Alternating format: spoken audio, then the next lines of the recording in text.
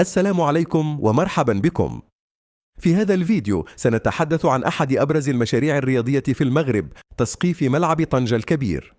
هذا المشروع يأتي في إطار تطوير البنية التحتية الرياضية، ويشبه بشكل كبير تصميم سقف ملعب واندا متروبوليتانو معقل نادي أتلتيكو مدريد. سنكتشف معا كيف سيساهم هذا السقف في تحسين أجواء المباريات، ومن هي الشركة المكلفة بالمشروع، وأهم التقنيات المستخدمة لضمان الجودة والمتانة.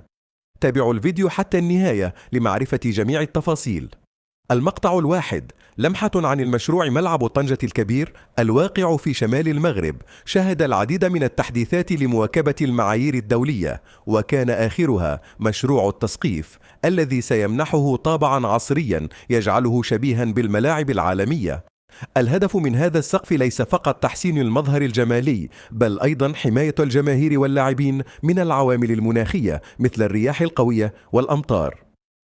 المقطع الثاني: التشابه مع ملعب واندا متروبوليتانو. تصميم سقف ملعب طنجة مستوحى من ملعب واندا متروبوليتانو في مدريد، الذي يتميز بهيكل دائري مرن ومواد حديثة توفر القوة والمتانة.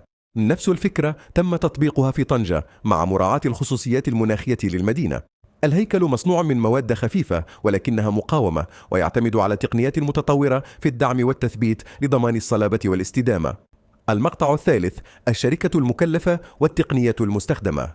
تتولى تنفيذ هذا المشروع شركة متخصصة في الهندسة المعمارية الرياضية ذات خبرة في تصميم وتسقيف الملاعب العالمية، وقد تم استخدام هياكل معدنية قوية وأقمشة مقاومة للعوامل الجوية، مما يساعد على توزيع الإضاءة الطبيعية وتقليل استهلاك الطاقة.